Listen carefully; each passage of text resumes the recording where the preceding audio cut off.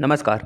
आप सभी का बहुत-बहुत स्वागत है आपके अपने करेंट हेवन के यूट्यूब चैनल पर। जैसा कि आपको पता है कि हम लोग साइंस के सीरीज़ कर रहे हैं, पवन सीरीज़। आज हम लोग का लघुत्तरी स्टार्ट होने वाला है। जितने बच्चे अभी तक पिछला क्लास नहीं देखे हैं साइंस का, देख लेंगे। मैथ पूरा हमने कंप्लीट करा रखा है। साइंस का यह लास्ट पार्ट होगा। इसमें हम लोग लघुत्तरी प्रश्न करेंगे, जितने बड़े हो सकते हैं वीडियो बनाया जाएगा और लघुत्तरी आज खत्म करेंगे।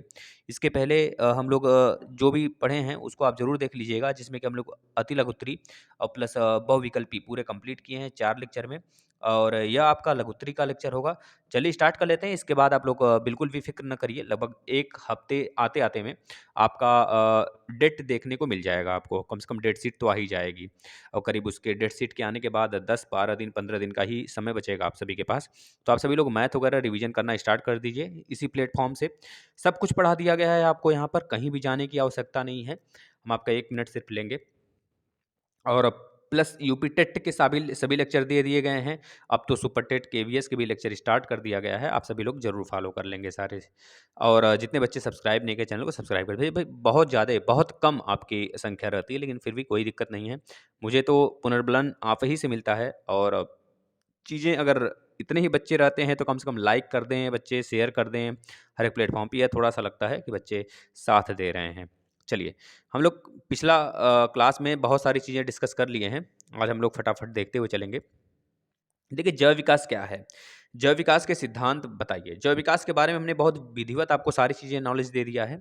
परिवर्तन के साथ अवतरण, यानी कि समझ रहे हैं? परिवर्तन जो होता रहता है, जैव विकास की मौलिक परिकल्पना। मतलब कि यह मौलिक मौलिक परिकल्पना है कि परिवर्तन होना चाहिए।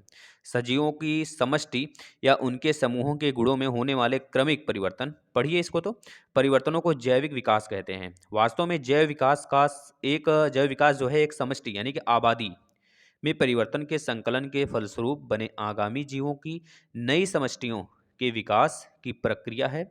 इसी को रूपांतरण के साथ अवतरण भी कहते हैं। ये चीज़ें होनी चाहिए। कार्बनिक विकास के अनुसार वर्तमान में पेड़ पौधे व जंतु सभी समय के साथ सरल संरचना वाले आदिकालीन जीवों में प्राकृतिक व धीमी गति से लगातार होने वाले परिवर्तनों के फलस्वरूप विकसित हुए हैं। जाहिर सी बात है, कोई चीज़ें अचानक से नहीं आती हैं, है ना? धीरे-धीरे, धीरे-धीरे क्रमिक क्रमिक परिवर्तन होते रहते हैं। जैसे आप ही देखो, अभी छोटे से थे, अब करीब 24-25 के, 26 के अराउंड सारे बच्चे होंगे हमें लगता है। 26-27 मतलब 27 से लेकर 21 तक के बच्चे हमारे पास हैं, इतने जितने चैनल पे बने हुए हैं। इतने ही बच्चे आते हैं कॉम्पिटिशन की दुनिया में, अभी तक इतने ही हैं। 30 तक जाते-जाते मैक्सिमम बच्चे जॉब में लग जाएँगे, मैक्सिमम बच्चों की शादी हो जाएगी। तो क्या है, 30 साल तक आपके अंदर गज़ब-सा परिवर्तन हुआ है। आप देखो, आपके हाथ बहुत छोटे-छोटे से थे और आपके पैर बहुत छोटे-छोटे थे, उँगलियाँ बहुत छोटी-छोटी थी। लेकिन आप धीरे-धीरे, धीरे-धीरे बढ़े ना, तो आपके अंदर जो क्रमिक परिवर्तन हुआ है, यह 30 सालों में हुआ है। तो आप सोच लो संसार कितने सालों में बना होगा? आप खुद सोच लो, आप कब इतने बड़े हो गए कुछ नहीं पता चलता है। चीज़ें बहुत नॉर्मल सी लगती हैं कि मैं इतने जल्दी कैसे इतना बड़ा हो गया, बहुत सारे बोझ आ गए, बर्डन आ गया, पढ़ना पड़ रहा है, ये सारी बला-बला-बला। मतलब बहुत सारी चीज़ें आप कहते हो ना। तो लेकिन अब देखते नहीं हो कि 30 साल बीत गए। इसी प्रकार करोड़ों साल बीते होंगे तो धरती बनी होगी, जीव बने होंगे, बहुत सारी चीज़ें। तो बस यही तो है हमारा क्रमिक परिवर्तन। इसी को हम जैव विकास के चरण कहते हैं। समझ रहे हैं ना? तो ये चीज़ें लैमार्कवाद, डार्विनवाद के अनुसार देखा गया। यही सारी चीज़ें अगर आप लिख देंगे ना अपने से रिलेट करके, तो आपको एग्ज़ामिनर बहुत खुश होके नंबर देगा। पता है, जब एग्ज़ामिनर टैलेंट देखेगा आपका ना, कि आपने अपने ही हाथों, मतलब अपनी ही सोची बातें लिखी हैं। जो आपके दिमाग में सोचा गया है, वो चीज़ें आप कहीं से रट कर नहीं आए हो बेटा, तो वो बहुत अच्छा नंबर देता है और आप लिख सकते हो। देखो, इस पूरे को आप पढ़िएगा। जीवन की उत्पत्ति के ओपेरेनीवाद, यानी कि ओपरिन थ्योरी इसे कहते हैं, ओपरेन थ्योरी कहते हैं। तो के अनुसार प्रारंभिक कोशिका रूपी सरल आदि जीवों से एक ओर तो जटिल को एक कोशिकीय जीवों का विकास हुआ, तथा दूसरी ओर इनमें से कुछ ने समूहों में आकर प्रारंभिक बहुकोशिकीय जीवों की उत्पत्ति की। इन्हीं प्रारंभिक बहुकोशिकीय जीवों की कोशिकाओं के बीच धीरे-धीरे श्रम विभाजन का विकास हुआ और अलग-अलग कार्य करने लगी। इस श्रम विभाजन के फलस्वरूप इसमें कोशिकीय विभेदीकरण यानी कि सेल डिफरेंशिएशन पाए गए और धीरे-धीरे, धीरे-धीरे शरीर की संरचना अधिक, मतलब अलग सी बन गई। जैसे कि सबसे पहले धरती पे अगर पूछा जाए कौन से जीव का विकास हुआ, तो आप कहोगे कि पानी वाले जीव का विकास हुआ। नॉर्मल सी बात है भाई, पानी वाले जीव का ही विकास हुआ होगा, जिसमें हड्डी वगैरह नहीं रही होगी। बोन्स वगैरह कुछ भी नहीं रहे होंगे, वो रेंगते होंगे, पौंड़ते होंगे पानी में, तैर कर चलते रहे होंगे। अब मछली मत समझ जाना, कोई कीड़ा रहा होगा। धीरे-धीरे वो ज़मीन पर आया, उसको ज़मीन कहीं मिली तो ज़मीन पकड़ लिया। अब धीरे सबसे पहले मैं बात कर लूँ, अगर अ, मतलब एक बैक इवनली बात कर लूँ तो समझ लीजिए सबसे पहले गिलहरी बना। गिलहरी से आप देखेंगे धीरे-धीरे बहुत सारी चीज़ें रीढ़ की हड्डी वाले बोन्स वाले चीज़ें डेवलप होने लगी। तो आदमी धीरे-धीरे उचक-उचक के चलने लगा, थोड़े बहुत कूदने छलांग मारने लगा। इस तरह आदमी स्टैंड अप हो गया, बंदर बने, चिंपैंजी बने, बहुत सारी चीज़ों का डेवलपमेंट हुआ, फिर आज जाकर आप बन गए भाई। मतलब अपने ऊपर मत लेना, पूरी मानव जाति ऐसे बनी है। ठीक है बेटा? ये जैव विकास के परिवर्तन के चरण हैं, ठीक है ना? तो यह विकसित जटिल जटिल क्रिया है, तो यह लाखों करोड़ों वर्ष तक चले थे। जैव विकास परिकल्पना की विशेषताएँ क्या हैं? देखो ये लोग भी परिकल्पना किए हैं और हम लोग भी परिकल्पना कर सकते हैं। सभी लोग परिकल्पना कर सकते हैं, सबको हक है। तो आप जितना सोचोगे ना, उतनी ज़्यादा आप चीज़ों को अपने अनुसार सोच सकते हो, लिख सकते हो, उतनी चीज़ें आप अपने माइंड का विस्तार डेवलप कर सकते हो। तो चीज़ों को सोचिए। अभी मैं स्टार्ट करूँगा साइंस, हाँ? तो उसको आप ज़रूर से ज़रूर फ़ॉलो करिएगा, सोच कर लिखिएगा। किसी की चीज़ों को थोपना नहीं अपने ऊपर, ना रटना है, हमें समझना है। अगर अभी तक नहीं समझे तो अभी समझ जाओ। 1 साल में बहुत सारी चीज़ें आप सीख जाओगे। कभी किसी से सीखने की आवश्यकता नहीं पड़ेगी, कभी ना भूलोगे आप। तो चीज़ों को समझा करिए। जीवों में प्रकृति की बदलती हुई दशाओं के अनुकूल परिवर्तन होते रहते हैं। इन्हीं परिवर्तनों के फलस्वरूप नए जीव बनते रहते हैं। चलिए नेक्स्ट पेज पर आ जाते हैं। पहला दूसरा क्या है? आजकल पाए जाने वाले जीव इसी स्वरूप में नहीं बने, अपितु करोड़ों वर्ष पूर्व हमने बताया ना, वो चीज़ें आप लिख देंगे। प्रकृति की वातावरण दशाएँ सदैव बदलती रहीं। बिल्कुल भाई, वर्षा हुआ मतलब कि एक तरह से गर्मी होने लगी, फिर ठंडी पड़ने लगी, तो इस तरह से पृथ्वी भी रही होगी। पृथ्वी पहले आग का गोला था, समझ रहे हो ना?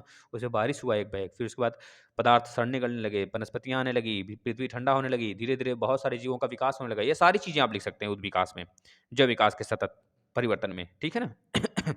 नए जीवों तथा नई जातियों की उत्पत्ति होने लगी। बिल्कुल भाई, धीमी प्रक्रिया हुई, फिर हज़ारों वर्ष पूर्ण या धीरे-धीरे तेज़ी पकड़ ली। आज देखो मानव का विकास, अगर आज आप साइट खोलकर देखोगे ना भारत सरकार की, तो पर सेकंड, केवल भारत की बात कर रहे हैं, लाखों बच्चे जन्म लेते हैं।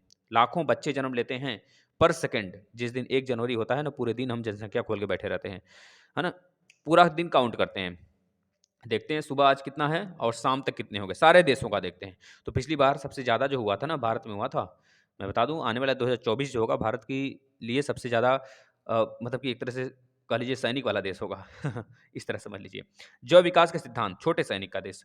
देखिए जैव विकास के 4-5 सिद्धांत आए हैं। मतलब लैमार्कवाद एक थे, और एक तरह से डार्विनवाद था, एक नव डार्विनवाद था, एक उत्परिवर्तनवाद था। तो ये आप याद रख लेंगे चारों के चारों। आ जाते हैं नेक्स्ट। पारिस्थितिकी तंत्र की संरचना का वर्णन कीजिए। बिल्कुल। देखिए पारिस्थितिकी तंत्र होता क्या है? समझाइए उसको। और जैविक घटक क्या होते हैं, इसको समझाइए। दोनों प्रश्न देख रहे हैं ना?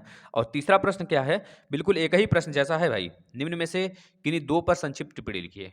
उत्पादकता, उत्पादक, उपभोक्ता, अपघटक। देखिए, अपघटक भी हमारे होने चाहिए। पृथ्वी पर अपघटक नहीं होंगे तो सड़ी गली हुई चीज़ें कहाँ जाएँगी? अपघटक ही तो खाते हैं, जैसे कवक हो गए, फंगाई हो गए, ये सब क्या है? अपघटक पदार्थ हैं भाई। ये चीज़ों को खा जाते हैं, उसका भोज्य कर लेते हैं, उसका भोजन भक्षी कहते हैं जिसे हम, है ना? समझ रहे हैं कि नहीं?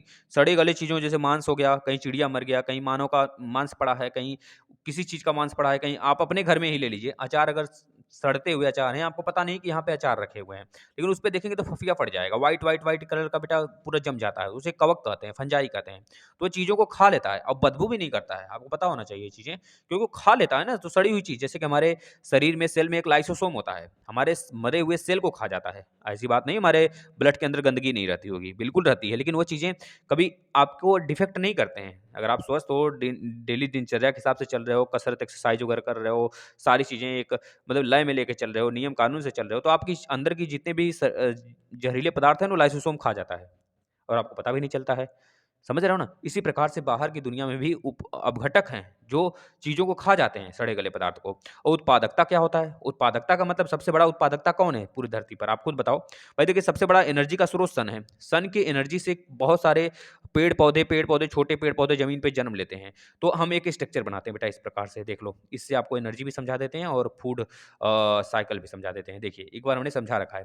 बेटा नीचे मतलब सन की एनर्जी से देखिए नीचे आया, और यहाँ पर बेटा बहुत सारे वनस्पतियाँ, हरे घास वगैरह जमने लगी, हरे घास वगैरह जमने लगी, और बहुत सारे बेटा मतलब कि समझ रहे हो, पूरी पृथ्वी पे देखोगे ना, तो लगभग 2 3 भाग अगर पृथ्वी है, 4 भाग पृथ्वी है, तो 3 भाग पानी है और 1 भाग पृथ्वी है। तो समझ लो 1 भाग पृथ्वी पर मेरे मेरे लाल, जो कि 3 भाग पूरे पृथ्वी का, अगर तीसरा भाग निकाल देना छोड़कर, मतलब 2 भाग में पूरा घास है।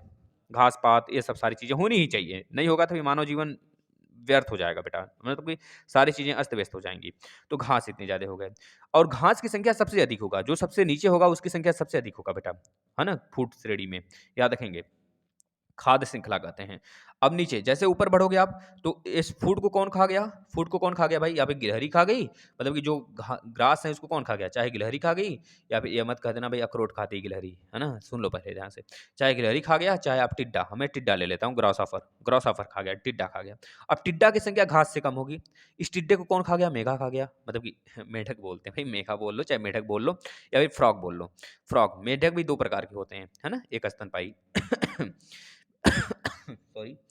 तो उसको मेढक खा गया, टिड्डे को। अब मेढक को कौन खाएगा भाई? स्नेक खा गया। अब स्नेक को कौन खा गया? स्नेक को कौन खा गया भाई?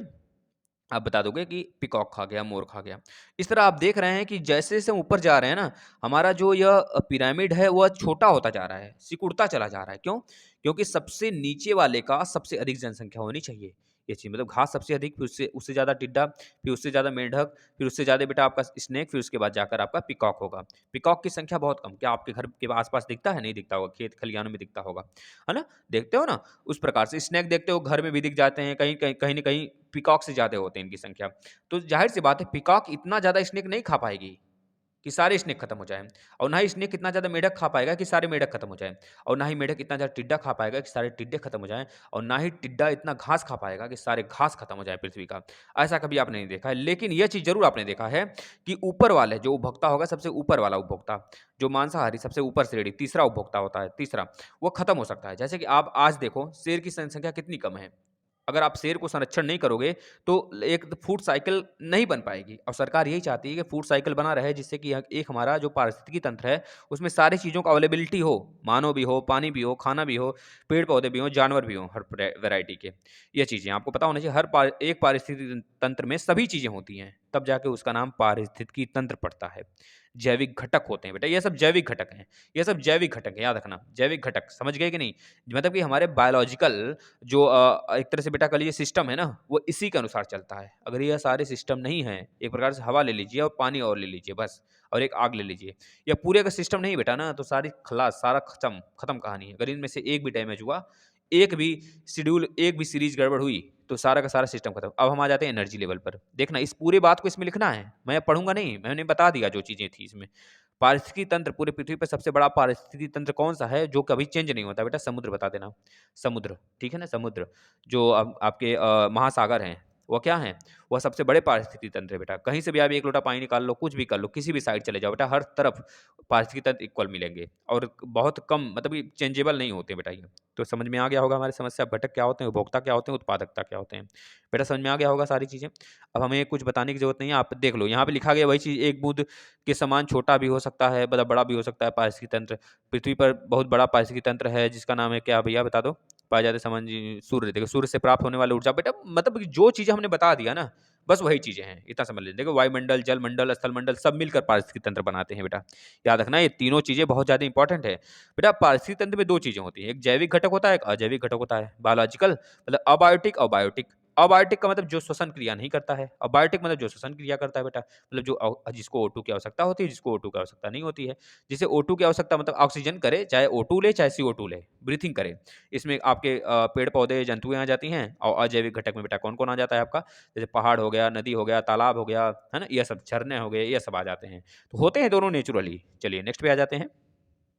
चीज़ें समझ में आ रही होंगी।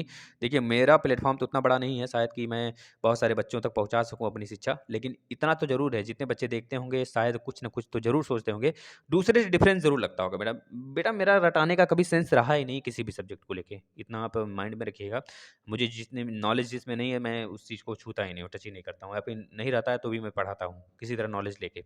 तो चीज़ें आपके समझ में हैं, अगर आप संख्या बढ़ा सकते हैं, बच्चों की संख्या बढ़ाएँगे, और आपको सारे क्लासेस, सारे सब्जेक्ट के अभी आगे आगे आगे आने वाला है सुपर टेट ना, उसकी तैयारी मैं कराना शुरू कर दिया हूँ। सुबह 7 बजे डेली क्लास जो बच्चा लेता होगा ना, बहुत बढ़िया से उसकी तैयारी होगी बेटा। अभी से लेनी ही पड़ेगी आपको। 20 मिनट नहीं है आपके पास, 20 मिनट निकाल के उसे ज़रूर देखिए। अजैविक घटक ये चीज़ें मैंने बता दिया भाई। अजैविक घटक में कार्बनिक, अकार्बनिक सब आ जाते हैं, जैसे कि हाइड्रोजन हो गया, खनिज हो गया, ये सब सारी चीज़ें, फास्फोरस हो गया, सल्फर, कैल्शियम, ये सब आ जाते हैं। अकार्बनिक यानी कि इनऑर्गेनिक एलिमेंट्स। और ऑर्गेनिक एलिमेंट में क्या हो जाएगा बेटा, कार्बोहाइड्रेट, लिपिड्स, प्रोटीन, ये सब कार्बनिक मतलब कि ऑर्गेनिक एलिमेंट है। फिर जलवायु में क्या होगा, सूर्य का प्रकाश सबसे बड़ा भाई जलवायु का स्रोत है, मतलब कि ऊर्जा का स्रोत है। फिर जल, वायु, मृदा, ताप, ये सब आ जाते हैं। जैविक घटक में क्या आएंगे भाई, जैविक घटक में हरे पेड़ पौधे, मानव, है ना, ये सब सारी चीज़ें आ जाएंगी बेटा। इसमें 2 चीज़ें होती हैं, उत्पादकता होता है, उत्पादकता में हरे पेड़-पौधे आते हैं। यही उत्पादकता में सबसे बड़ा उत्पादकता यही बेटा, हरे पेड़-पौधे, याद रखना है। इसके बाद उपभोक्ता मतलब कि कंज़्यूमर, कंज़्यूमर या फिर कल हेटेरोट्रॉप्स बेटा। हेटेरोट्रॉप्स मतलब समझ रहे हो? मतलब कि जो चीज़ें एक तरह से मांसाहारी नहीं होते हैं बेटा, शाकाहारी होते हैं। उसमें प्राथमिक उपभोक्ता आते हैं। प्राथमिक उपभोक्ता में बेटा हेटेरोट्रॉप्स में कौन आ जाएगा देख लीजिए आप। जैसे जंतु हो गए, बकरी, जंतु में मतलब कि गाय, भैंस, बकरी, खरगोश, हिरण, टिड्डा, है ना? और भाई समझ रहे हो ना, बहुत सारी चीज़ें हैं। आप लोग में से भी बहुत सारे लोग हमारी तरह होंगे शाकाहारी। मतलब चीज़ें बिल्कुल भी नहीं, चीज़ें मतलब अजीब लगती हैं, जो भी वो तो सबका मन की बात है, किसी को कोई रोक नहीं सकता भाई, हाँ, आप ये ना खाओ, वो ना करो। भाई आपकी इच्छा, आप कुछ भी करो, लेकिन जो चीज़ें थी मैंने बता दिया। द्वितीयक उपभोक्ता मतलब सेकेंडरी कंज्यूमर्स बेटा, सेकेंडरी कंज्यूमर्स जैसे मांसाहारी, जैसे कि भाई जोंक हो गया, मेंढक हो गया, मेंढक मांसाहारी है कि नहीं है भाई, टिड्डा को खा गया था, टोडा हो गया, छिपकली देख लो मांसाहारी, कीट पतंगे खाती हैं, चिड़ियाँ बहुत सारी भाई, गौरैया जिसे कहा जाता है भाई पुजारी है गौरैया, गौरैया पुजारी नहीं भाई, वो भी कीड़े मकोड़े खाती है, मैंने देखा है। बिल्ली, बिल्ली है, भेड़िया है, बस समझ रहे हो? या मलेरिया लिख दिया, देख रहे हो? मलेरिया फैलाना, अच्छा सॉरी, मलेरिया फैलाने वाली मादा मच्छर, एनीफ्लीज मच्छर होती है जो, ये भी एक तरह से मांसाहारी होती है बेटा। एक चीज़ आपने दिमाग से सोचा है कभी? मतलब फीमेल जो है ना, वही खून चूसती हैं, क्यों? सोचना बैठकर भाई। तृतीयक उपभोक्ता, टर्शियरी कंज्यूमर्स, इस श्रेणी में वे जंतुएँ आते हैं, जो द्वितीयक उपभोक्ता यानी मांसाहारी जंतुओं को अपना शिकार बनाते हैं बेटा। जैसे सर्प हो गया, बाज हो गया, सिंह हो गया, बाघ हो गया, ये सब हो गए, तृतीयक उपभोक्ता। आपको आपको समझ में आ गया होगा सारी चीज़ें। अब घटक क्या होती है? डिकम्पोज़र इन्हें बोला जाता है बेटा, जो सड़े-गले पदार्थ को खा जाती हैं, है ना? ये चीज़ें आपको याद में रखना है। ठीक है ना? चलिए आ जाते हैं नेक्स्ट में। नेक्स्ट क्या है मेरे लाल? आ जाओ, इसको शेयर कर देना बेटा। नेक्स्ट प्रश्न देखिएगा। रक्त को कितने वर्गों में विभाजित किया गया? बहुत अच्छे से हमने समझाया है बेटा। कार्ल लैंडस्टीनर ने 1868 और 1943 के बीच में बेटा, मतलब जिनका जन्म हुआ था, एक तरह से कह लीजिए, इन्होंने एबीओ इसका डिस्कवर किया बेटा, कार्ल लैंडस्टीनर। यहाँ पर हमने बता दिया था आपको, ये चीज़ें मैंने संरचना बनाकर भी आपको बताया था बेटा, है ना? देखिए, जो ए है रुधिर वर्ग बेटा, इसमें एंटीजन ए पाया जाता है, यानी कि जो एंटीजन इसमें ए पाया जाएगा, और इसमें एंटीबॉडी बी पाया जाता है, मतलब प्रतिरक्षी। अगर इसे यहाँ पर बी, अगर ब्लड इसे चढ़ा दिया जाए ए वाले को ना, तो रक्त का थक्का जम जाएगा, वो बेचारा उसी जगह मर जाएगा बेटा। ये चीज़ दिमाग में रखना। और जो बी ब्लड ग्रुप वाला है, उसमें एंटीजन बी पाया जाता है, एंटीजन बी, याद रखना, एंटीजन, एंटीबॉडी नहीं, एंटीबॉडी ए पाया जाता है। अगर इसके ब्लड ग्रुप में बी वाले को अगर मैं ए चढ़ा दूँ ना, तो इसका ब्लड ग्रुप मतलब क्या होगा, पूरे के पूरे जम जाएंगे ब्लड, और ये बेचारे का उसी जगह डेथ हो जाएगा। इसके बाद ए बी आ गया, ए बी आ गया, ए बी वाले को बेटा ए और बी दोनों एंटीजन पाए जाते हैं। और यह क्या काम करता है बेटा, किसी इसमें एंटीजन एंटीबॉडी कुछ नहीं पाया जाता, इस वजह से इसे कहते हैं सर्वग्राही, है ना, याद रखेंगे। इसे सर्वग्राही कहते हैं, सभी के ब्लड को ले लेता है, याद रखेंगे। एंटीबॉडी एंटीजन क्या होता है, अभी मैं और अच्छे से समझा देता हूँ। और ओ, लास्ट में ओ बचा। तो ओ वाले में बेटा क्या होता है, प्रतिजन, एंटीजन नहीं होता है, इसमें केवल एंटीबॉडी होते हैं, याद रखना है आपको। जो एंटीबॉडी ए भी है ना, यह इसमें इस वजह से होते हैं बेटा, क्योंकि यह किसी के ब्लड ग्रुप को लेगा नहीं, और इसमें एंटीजन इस वजह से नहीं होते हैं बेटा। तभी तो हम कहते हैं यह सर्वदाता है, यह बहुत ही ज़्यादा दानी है, कर्ड जिसे कहते हो आप, बिन मांगे देने वाला बेटा। और ओ में भी दो होते हैं बेटा, एक ओ निगेटिव होता है, एक ओ पॉजिटिव होता है। अगर दोनों लिख कर दे देना, तो आप ओ निगेटिव पे टिक करोगे, ठीक है ना? चलिए आ जाते हैं नेक्स्ट। ओ नेगेटिव क्या है, सर्वदाता है। अगर दोनों लिख कर दे भाई, प्रतिरक्षी मतलब एंटीबॉडी होता क्या है, मतलब प्लाज्मा में पाए जाते हैं बेटा, एंटीजन एंटीबॉडी ये जब प्लाज्मा में पाए जाते हैं, एक प्रकार का प्रोटीन है बेटा, यह है ना, जो प्लाज्मा है ना, प्रोटीन हमारे ब्लड में दो ही चीज़ तो होते हैं, एक तो प्लाज्मा होता है हमारे ब्लड में बेटा, ब्लड में क्या होता है, प्लाज्मा होता है एक, हमने बताया बहुत बार आपको। और एक क्या होता है, एक होता है बेटा आपका कह लीजिए कि ब्लड कार्पसल्स होते हैं, जिसे कहा जाता है ब्लड कार्पसल्स, मतलब कि बता रहे हैं हिंदी वर्जन, थोड़ा सा देखिए दिमाग से उतर गया। ब्लड कार्पसल्स, ब्लड कार्पसल्स में बेटा आरबीसी होता है, डब्ल्यूबीसी होता है, और प्लेटलेट्स होता है, ठीक है, एरिथ्रोसाइट, ल्यूकोसाइट, और बताना एक जरा, और एक प्लाज्मा होता है बेटा। प्लाज्मा जो होता है 55% होता है हमारे बॉडी में, 55% मतलब कह लीजिए 50 से 60% तक होता है। इस 55% में क्या क्या होता है, ग्लूकोज होता है 1%, 90% जल होता है, और 55% में क्या होता है, 8 से 9% बेटा क्या होता है, प्रोटीन होते हैं। याद रख लेना, ये चीज़ें पूछी जाती हैं। हमारे शरीर में जो एक तरह से एनर्जी होती है बेटा, वो ग्लूकोजन के फॉर्म में, ग्लूकोज तो हम लेते हैं लेकिन ग्लूकोजन के फॉर्म में चेंज करने के बाद वो होता है ना, एडीपी को एटीपी में बदलने का भी कार्य होता है, ये सारी चीज़ें। अब आइए एंटीजन क्या होता है? एंटीबॉडी समझ गए? एंटीजन देख लेते हैं। एंटीजन क्या है? ये ग्लाइकोप्रोटीन को बेटा ये ग्लाइकोप्रोटीन का बना होता है। याद रखें, ग्लाइकोप्रोटीन का बना होता है बेटा। ये आरबीसी से एक तरह से चिपक के रहते हैं। ये भी 2 प्रकार का होता है बेटा, ए और बी। प्रतिजन कितने होते हैं? एंटीजन कितने होते हैं? 2 प्रकार के होते हैं। और प्रतिरक्षी कितने प्रकार के होते हैं? यानी एंटीबॉडी भी 2 प्रकार के, ए स्मॉल और स्मॉल बी। ठीक है, याद रखेंगे।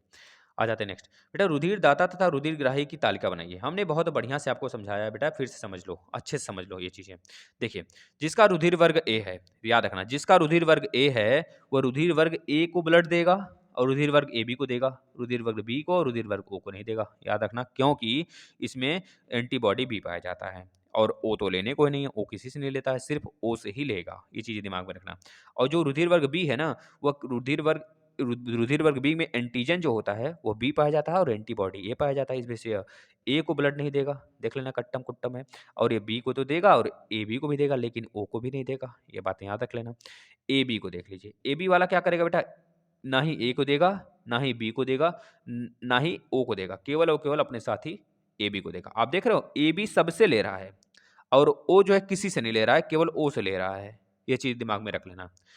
इस वजह से ओ को कहते हैं सर्वदाता और ए बी को कहते हैं सर्वग्राही। ए जो है, ए बी को नहीं देगा, केवल ए को देगा, या इस तरह याद कर लेना। और बी जो है ए को नहीं देगा, केवल बी को देगा, इस तरह याद कर लेना, ठीक है ना। ओ जो है सबको बेटा देगा ब्लड, याद रख लेना, सबको देगा। और ए बी जो है सबसे लेगा, लेकिन देगा केवल ए बी को। इस तरह से भी हमने बता दिया।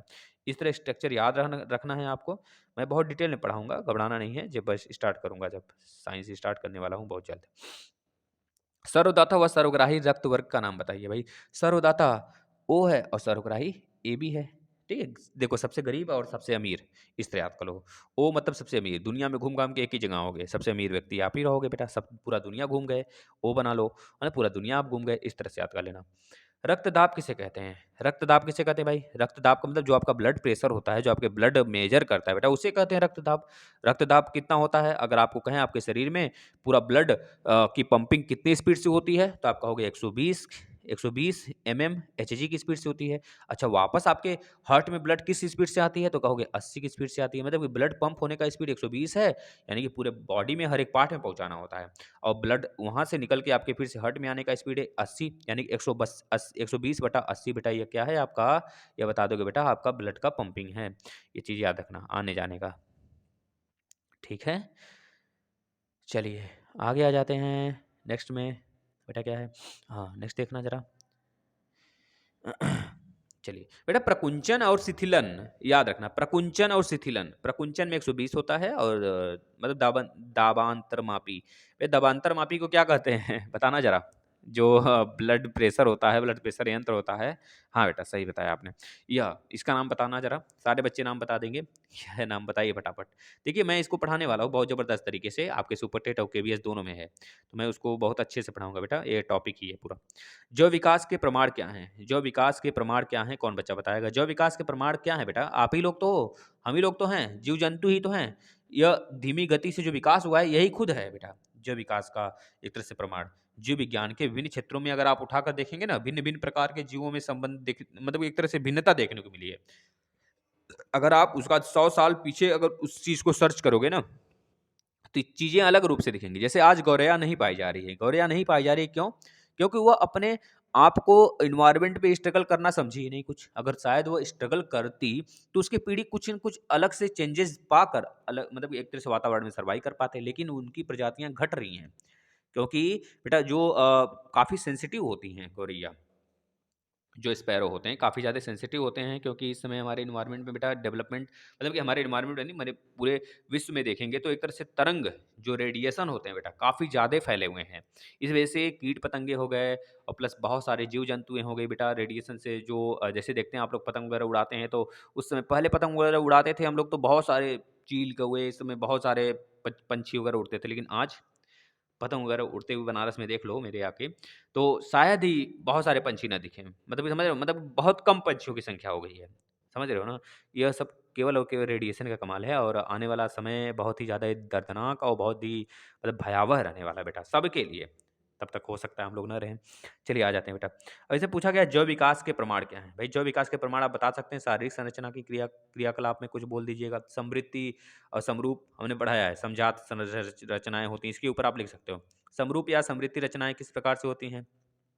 जैसे चमगादड़ के पंख हो गए, उड़ने के लिए काम में आते हैं और मानव का हाथ हो गया, है ना? क्या पंख पंख मौलिक के रूप में समान हैं? बताओ। जो आपके अगर कहा जाए कह लीजिए कि जो चिड़िया हो गया और कीट हो गया, दोनों के उड़ने के लिए काम में आते हैं, लेकिन मौलिक रूप से दोनों में समानता नहीं दिखेगा।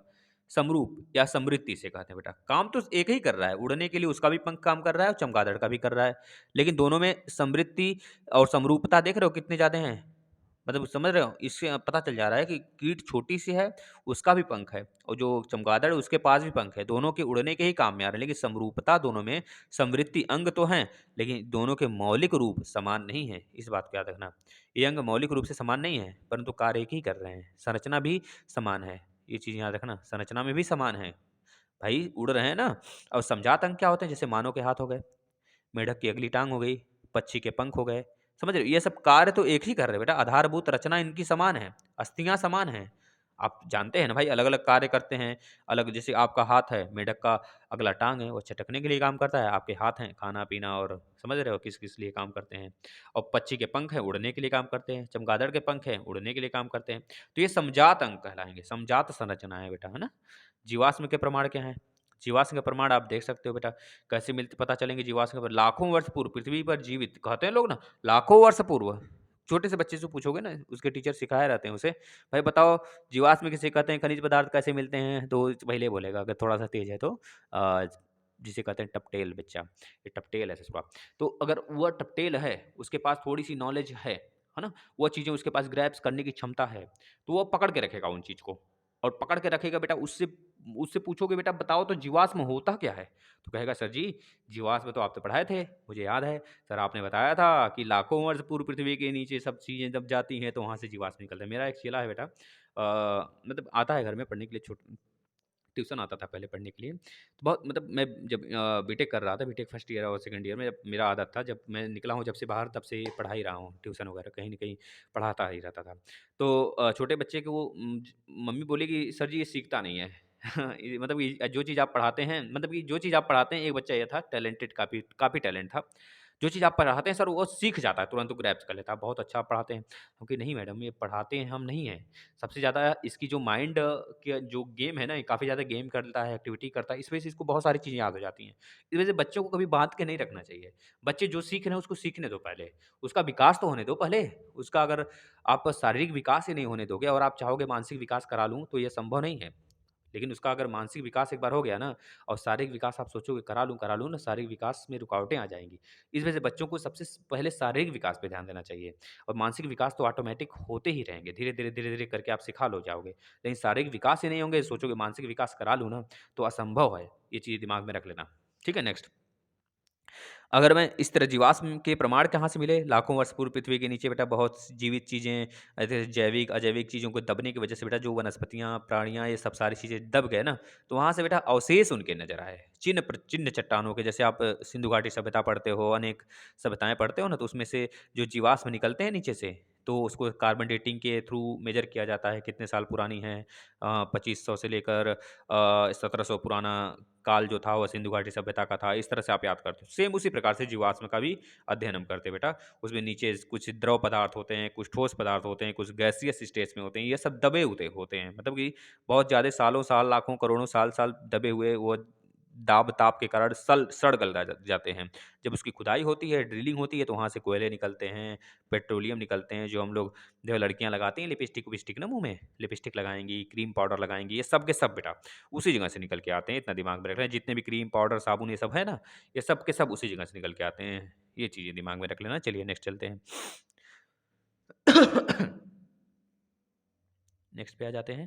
देखिए रटने-रटाने का काम हमारा नहीं है, हमको समझ में नहीं आता है। बेटा आपको पता है डायनासोर ये चीज़ें उसी से जुड़ी हुई हैं। चट्टानें कुछ चट्टानों के नीचे जमी रही, छिपकली हो गया, कछुए हो गए, मगरमच्छ हो गए, जीवाश्म के तुलनात्मक अध्ययन में यह स्पष्ट प्रमाणिक होता है कि जैव विकास क्रमिक परिवर्तन से कालांतर में हुआ है।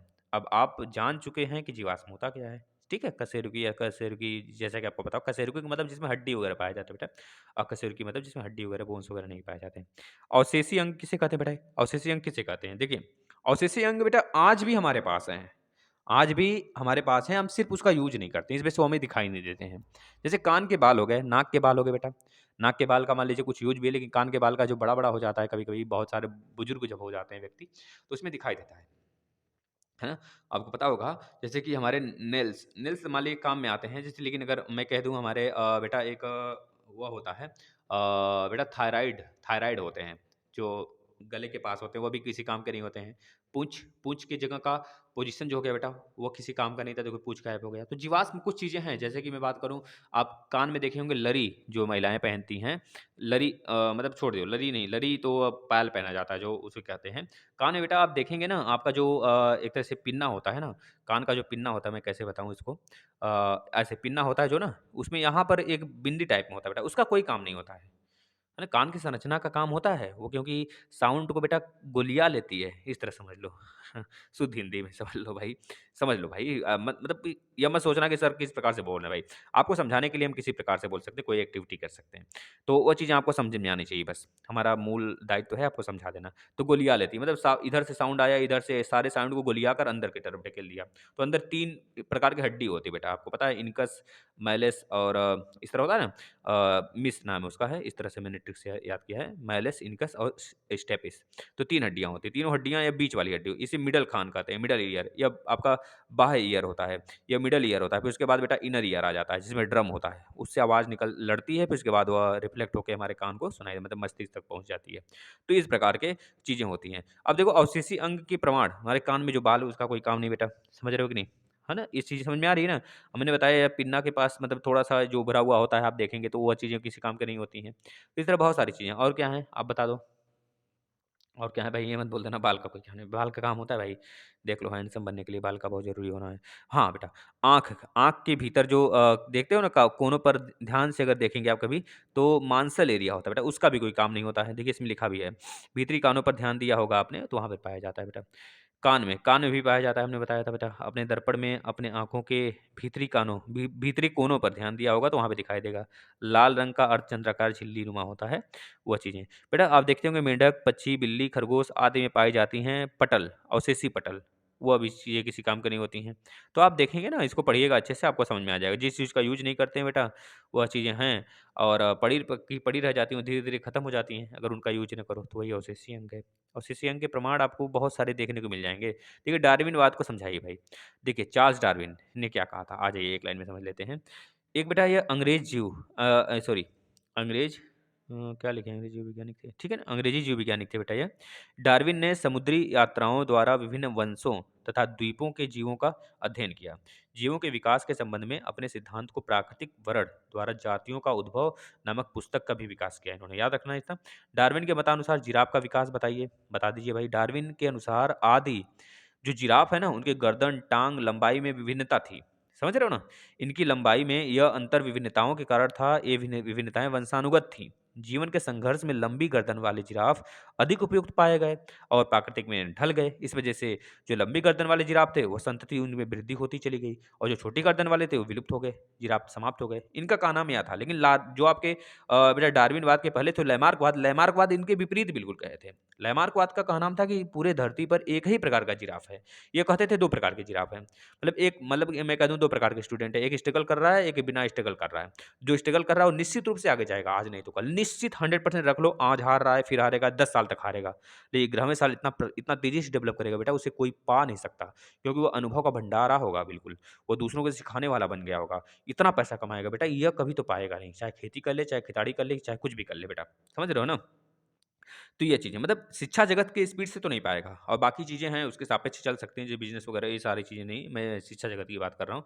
डार्विनवाद भी कुछ ऐसा ही कहते हैं। डार्विनवाद का कहना था बेटा कि 2 प्रकार के हमारे जिराफ हैं हमारे धरती पर। एक तो छोटे गर्दन वाले, एक बड़े गर्दन वाले। अब बड़ा गर्दन एक प्रकार से क्या हुआ, जब घास वगैरह सब खत्म हो गया नीचे ना ज़मीन पर, तो बड़ा गर्दन वाला ही चीज़ें मतलब खा सकता था उचक-उचक के। ये अपना गर्दन विकास करने लगा और तेज़ी से। अब इसका गर्दन बढ़ गया, है ना? और जो छोटे गर्दन वाले थे विलुप्त हो गए। इनका कहना में यहाँ था जो संघर्ष करेगा वो विजयी होगा। ठीक है, नेक्स्ट। और लैमार्कवाद इसके बिल्कुल विपरीत कहते हैं। लैमार्कवाद कहते हैं कि भाई एक ही प्रकार के जिराफ हैं, लेकिन वो जिराफ क्या है, ऑटोमेटिक संघर्ष करते रहे। जब ज़मीन पे घास खत्म हो गया ना, ग्रास वगैरह खत्म हो गया, तो वह उचक-उचक के पेड़-पौधों को खाने लगे। इस तरह से उस जिराफ की जो थी गर्दन पहले छोटी थी, फिर और बड़ी हुई, फिर और बड़ी हुई, फिर और बड़ी हुई। इस तरह से बड़ी होते-होते बड़ी हो गई, क्योंकि वो संघर्ष करते रहे। तो डार्विनवाद इस पे टोक देते हैं। डार्विन कहते हैं नहीं, ऐसा नहीं होगा होगा। अगर ऐसा होता तो आप खुद बताओ, उसकी पीढ़ी में मतलब लैमार्क का नाम था कि जैसे-जैसे गर्दन बढ़ने लगा, उसके बच्चे भी गर्दन बढ़ने वाले पैदा होने लगे। तो डार्विन ने इस पे एक तरह से अवक्षेप किया और वो बोले कि भाई अगर ऐसा होता तो महिलाएँ जो होती हैं कान और नाक छिदवा लेती हैं, तो कान और नाक छिदे हुए क्यों बच्चे नहीं पैदा होते, अगर ऐसा होता तो। आपका कहना में पीढ़ी दर पीढ़ी चेंजेज़ होते हैं। महिलाएँ तो आदिकाल से, अनंत काल से कान नाक छिदवाती आ रही हैं। ये तो उनका गहना है। तो फिर उन्होंने कहा कि नहीं, उसको बदला उन्होंने, तभी जाके नव नव लैमार्कवाद आ गया बेटा, नव डार्विनवाद जिसे कहा गया। तो उनका कहना में यह था कि चीज़ें तो सही आपने कहा है, लेकिन उसके अगर जीन में परिवर्तन हो जाए, जीन्स मतलब कि एक्स वाई गुणसूत्र में भाई, एक्स एक्स और एक्स वाई गुणसूत्र में जब परिवर्तन होगा, तो उसके बच्चों में परिवर्तन देखने को मिलेगा। यह चीज़ें लैमार्कवाद फिर कहते हैं। इस चीज़ को दिमाग में रख लेना, आज के बाद कभी आप भूलोगे नहीं बेटा। चलो आ जाओ नेक्स्ट। उफ़! चलिए एक क्लास और लेना पड़ जाएगा क्या हमको लगता है बेटा। ये चीज़ें आपको समझ में आ गई हैं, बहुत सही, अच्छी बात है। खाद श्रृंखला हमने समझा दिया है, खाद श्रृंखला दोबारा समझने की कोई ज़रूरत नहीं है। बहुत अच्छे से हमने समझाया है बेटा, वही चीज़ इसमें छाप देना। देखिए बोल रहा है ना, खाद श्रृंखला को समझाइए, जलीय पारिस्थितिकी तंत्र में खाद श्रृंखला का वर्णन करिए। भाई जलीय पारिस्थितिकी तंत्र जो होता है सबसे विशाल पारिस्थितिकी तंत्र होता है बेटा, वहाँ पे कुछ चेंजेस मतलब हमको कोई परिवर्तन देखने को नहीं मिलता नहीं, हर जगह बहुत ही इक्वल होता है, समझ रहे हो ना? तो जलीय खाद्य श्रृंखला जो होती है पूरी पृथ्वी पर सबसे ज़्यादा एक तरह से कह लीजिए कि कम चेंजेबल होती हैं। और मतलब इसमें कहा जाए कि बिल्कुल भी चेंजेस नहीं देखने को मिलता है जलीय पारिस्थितिकी तंत्र में। हर जगह, हर मोड़ पर वो बराबर होते हैं ना। ये चीज़ें दिमाग में रख लेना बेटा। देखो सवाल है, फिर लघु जंतु है, फिर छोटी मछली है, फिर बड़ी मछली, फिर बृहद मछली है। इस तरह से पारिस्थितिकी तंत्र में खाद्य जाल के उदाहरण दीजिए। बताइए खाद्य जाल हमने नहीं समझाया बेटा, पारिस्थितिकी तंत्र में किस प्रकार से होती हैं। हमने बनाकर समझाया आपको ना, बस वही चीज़ इसमें छाप देना। बताओ कुछ करने की ज़रूरत नहीं है ना? बताना ज़रा। कुछ भी करने की ज़रूरत नहीं बेटा, देख लो यहाँ पर है ना, यहाँ पर एक बार और देख लो। अच्छा, ये दूसरे प्रकार से बनाया है, लेकिन हम आपको बता देते हैं। देखिए, पौधे हैं, पौधे को कीट खाया या फिर खरगोश खाया, 2 प्रकार के खाद्य जाल चल रहे हैं, या फिर चूहा खा गया, ठीक है? 3 प्रकार से चल रहे हैं। कीट को मेंढक खा गया, इधर खरगोश को बाज खा गया। खरगोश को बाघ खा गया भाई, हो सकता है बाज खा गया हो भाई, खा सकता है भाई। और कीट को भैया कौन खा गया? मेंढक खा गया, मेंढक को सर्प खा गया, सर्प को बाज खा गया। यहाँ पर होना चाहिए मोर, लेकिन कोई दिक्कत नहीं है। पौधे को यहाँ पर बेटा कौन खा गया? पौधे को चूहा खा गया, चूहे को सर्प खा गया, या फिर चूहे को बाज खा गया। इस तरह से देख रहे हो ना, 4 प्रकार की खाद्य श्रृंखला आपको नज़र आ रही हैं। तो प्राथमिक उपभोक्ता पौधा है आपका। द्वितीयक उपभोक्ता कौन बेटा? यहाँ पर मेंढक और कीट हो जाएँगे। तृतीयक उपभोक्ता मेरे द्वितीयक उपभोक्ता में ये तीनों आ जाएँगे। तृतीयक उपभोक्ता बाँझ होगा, समझ रहे हो ना? और इसमें अगर इस तरफ देखेंगे, सर्प की तरफ देखेंगे, सर्प की तरफ में देखिए प्राथमिक उपभोक्ता कौन होगा? पौधा होगा। द्वितीयक उपभोक्ता क्या होगा? चूहा होगा। और तृतीयक उपभोक्ता सर्प होगा या फिर बाज होगा। इस वाले कंडीशन को लेके चलते हैं तब। और इस वाले इधर तीसरा वाला जो कंडीशन है, नेक्स्ट वाला इधर वाला तो प्राथमिक उपभोक्ता पौधा है, मतलब प्राथमिक उपभोक्ता सॉरी खरगोश है बेटा। सॉरी हमने उल्टा बोल दिया, 1 मिनट और देखिएगा। Sorry, sorry, sorry. देखिए ये आपका तो एनर्जी लेवल है ना, प्राथमिक उपभोक्ता कीट है। प्राथमिक उपभोक्ता क्या है? कीट है यहाँ पर। द्वितीयक में ये दोनों आ जाएँगे, तृतीयक में बाज आएगा। ठीक है ना? इसी प्रकार से सेम प्राथमिक उपभोक्ता चूहा है और द्वितीयक इसमें फाइनल लास्ट उपभोक्ता है बाज, याद रखेंगे। इसी प्रकार से सेम इसमें भी प्राथमिक उपभोक्ता खरगोश है, क्योंकि खरगोश मांसाहारी नहीं होता है और बाज मांसाहारी है। ठीक है? नेक्स्ट चलते हैं। खाद्य जाल को समझाइए भाई। खाद्य जाल को बहुत अच्छे से आप समझ चुके हैं भाई।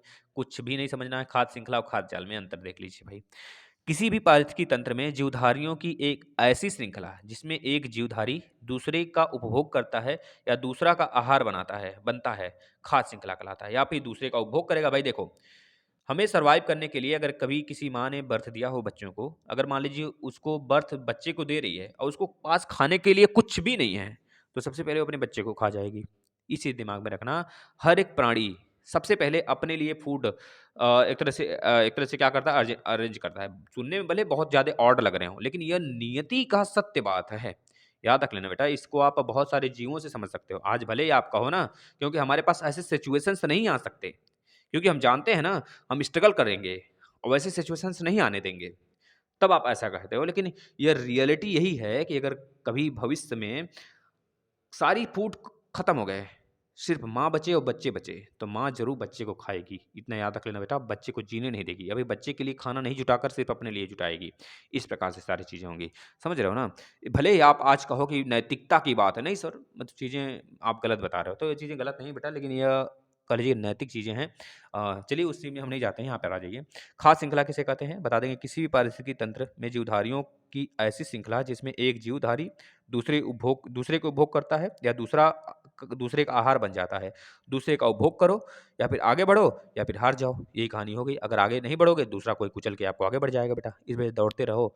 दौड़ नहीं सकते तो चलना सीख लो। अगर चल भी नहीं सकते मेरे लाल ना, तो रेंगना सीख ही लो, नहीं तो फिर आगे नहीं बढ़ पाओगे। दूसरे लोग कुचल के आगे बढ़ जाएँगे। तो ये चीज़ें होती हैं खाद्य श्रृंखला। खाद्य जाल क्या होता है बेटा भैया?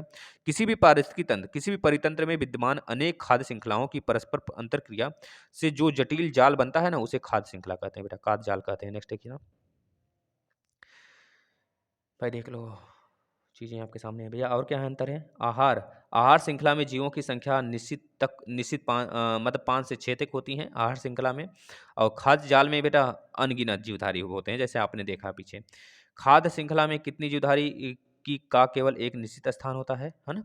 किसी जीवधारी का एक निश्चित स्थान होता है, और खाद्य जाल में एक जीव विभिन्न खाद्य श्रृंखलाओं में भिन्न-भिन्न स्थान रख सकता है बेटा। अब देखिए यहाँ पे बेटा धातु, अधातु के कुछ लक्षण दिए। धातु क्या होता है? पारदर्शी होता है भाई। पारदर्शी होते हैं, सॉरी अपारदर्शी होते हैं धातु भाई। मेटल अपारदर्शी होता है, एक दूसरे मतलब एक तरफ से दूसरी तरफ नहीं दिखाई देगा। अधातु क्या होते हैं?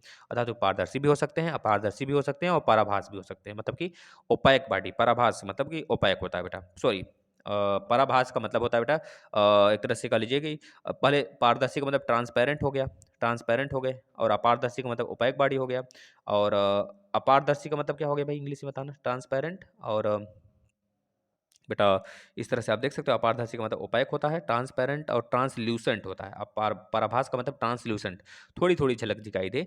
तो जैसे कि कागज़ को आपने तेल में डुबा के निकाला तो हल्की-हल्की झलक दिखाई देती है ना इस पार से उस पार, तो वो अधातु का काम हो गया। वो अधातु की श्रेणी में आ जाएगा। क्षारीय प्रवृत्ति, भाई धातु जो होते हैं ऑक्साइड क्षारीय बनाते हैं। ऑक्साइड धातु जो होते हैं, धातु के ऑक्साइड क्षारीय होते हैं, और अधातु के ऑक्साइड बेटा अम्लीय होते हैं, याद रख लेना। अधातु के ऑक्साइड अम्लीय होते हैं और धातु के ऑक्साइड क्षारीय होते हैं, जैसे HCl हो गया। बेटा इस तरह से बनते हैं ना, तो सारी चीज़ें आप देख सकते हो। NaOH हो गया, है ना? H2O हो गया बेटा, ये सारी चीज़ें। मतलब धातु के साथ क्रिया कराने का मतलब है कि वह क्षारीय प्रवृत्ति का हो जाएगा, और अधातु अम्लीय प्रवृत्ति का, बेटा याद रख लेना। ध्वनि, भाई ज़ाहिर-सी बात है किसी प्लेट को पटक दो, स्टील की जो बने हुए धातु निकलेगा, मतलब उसमें सोनरस है, ये सारी चीज़ें डक्टिलिटी है बेटा, डक्टिबिलिटी है ना? ये चीज़ें हैं उसमें, थिकनेस है। लेकिन इसमें कोई ध्वनि नहीं आएगी बेटा, जो आप अधातु है ना, कोई ध्वनि नहीं देगा। हाइड्रोजन से क्रिया करेगा, बिल्कुल करेगा, लेकिन अधातुएँ हाइड्रोजन से क्रिया करके अस्थायी यौगिक बनाती हैं बेटा। ये क्या करता है? कुछ धातुएँ हाइड्रोजन के साथ अस्थायी यौगिक बनाती हैं, कुछ जो है बेटा क्रिया भी नहीं करती हैं। ये चीज़ याद रखना धातु में। अवस्था बेटा इसमें पारे को छोड़कर क्या होते हैं? उनमें अकाद वर्धनीयता और तन्यता का गुण पाया जाता है बेटा अवस्था में। धातु में देखो, खींच सकते हो, चाँदी को खींच के लंबा कर सकते हो, सोने को खींच के लंबा कर सकते हो। लेकिन इसमें क्या होता है? धातु ठोस, द्रव, गैस तीनों अवस्था में पाए जाते हैं बेटा, याद रखना। जो आपका पी ब्लॉक वाला है एलिमेंट। घनत्व क्या होता है बेटा? धातु अधिक घनत्व वाले होते हैं, गलनांक भी इनकी उच्च होती है ना? याद रखेंगे। और अधातु में क्या होता है बेटा? यह घनत्व प्राय कम होते हैं इनके गलनांक, और एक तरह से कहिए अधातु के गलनांक एवं घनत्व प्राय कम होते हैं निश्चित रूप से। चमक क्या होता है भाई? सोनरस काफ़ी ज़्यादा होता है बेटा, शाइनिंग काफ़ी ज़्यादा होते हैं। कौन?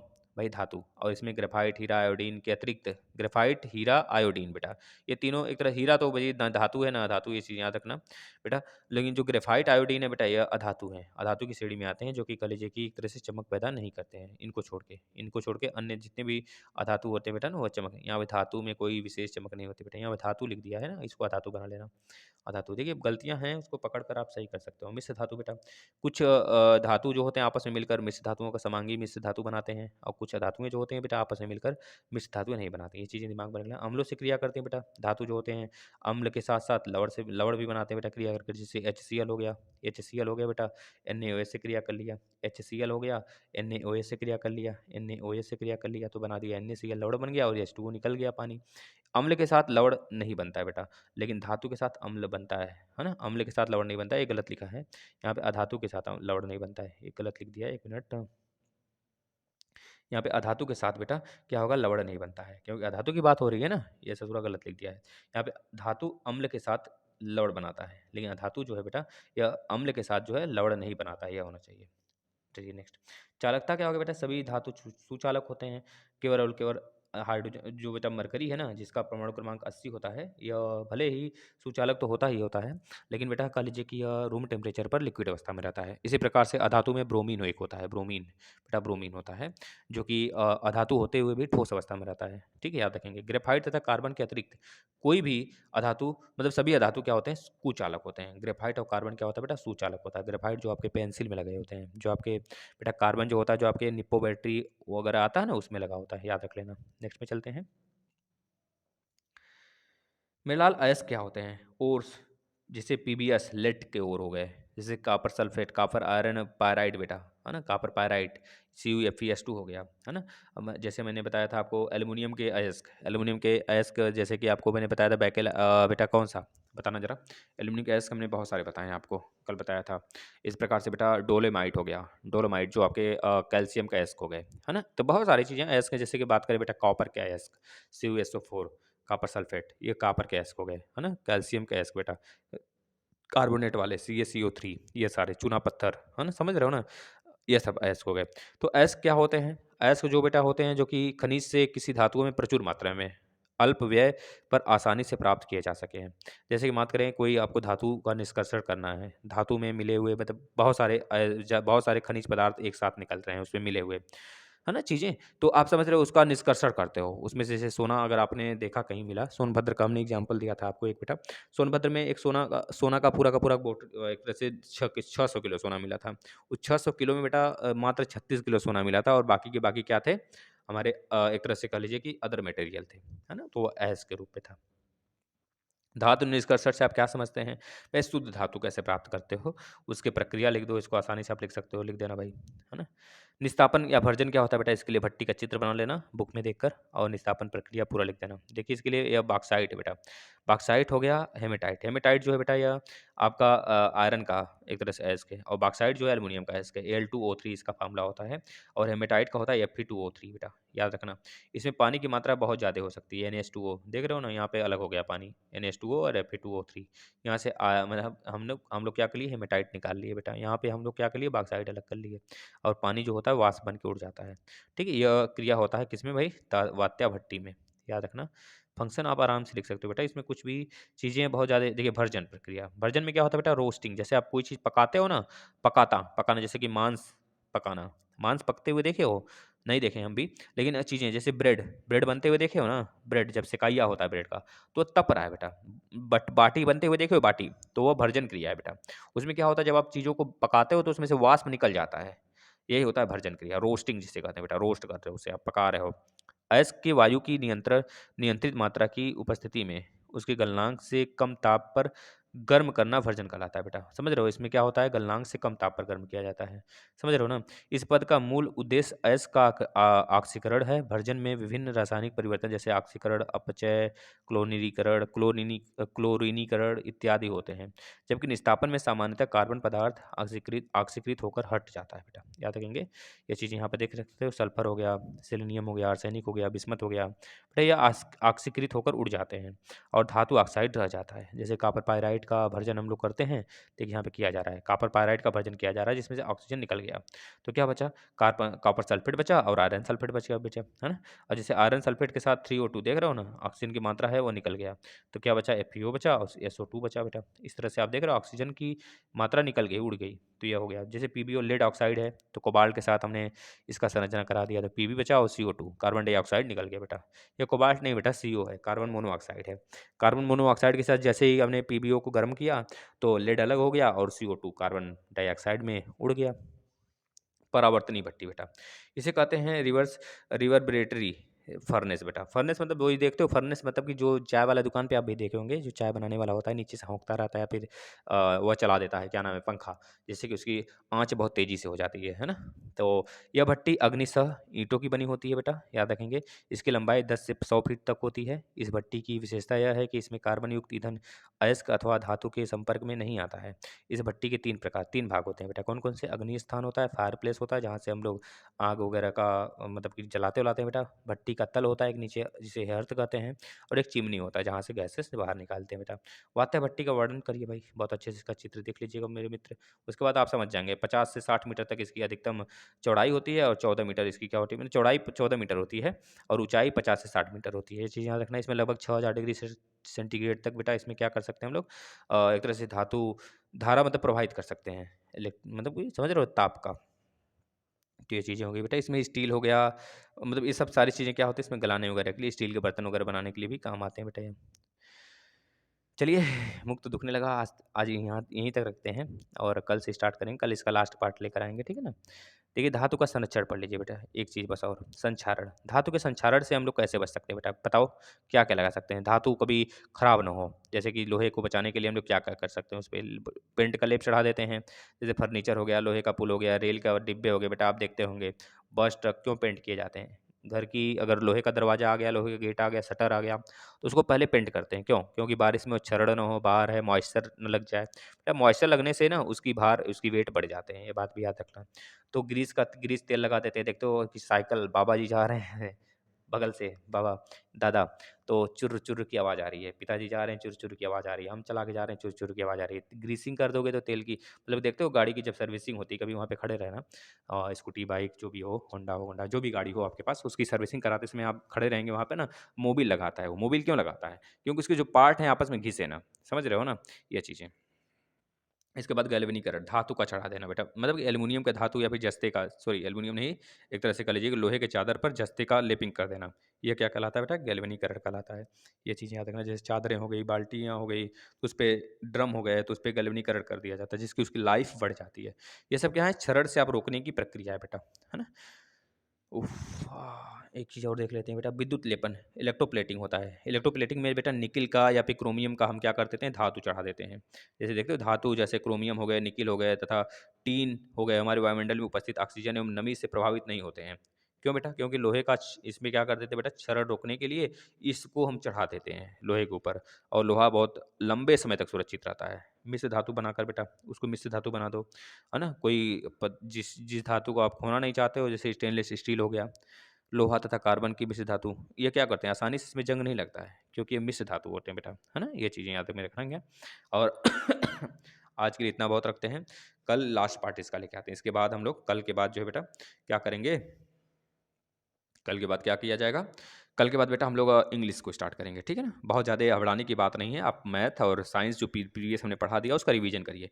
इसमें से एक भी प्रश्न बाहर नहीं आएगा, इसके बाहर एक भी प्रश्न नहीं आएगा। हम 10 बार चिल्ला-चिल्ला के बोल दिए और आपको यह चीज़ें आगे भी बहुत ज़्यादा फ़ायदा करेंगी।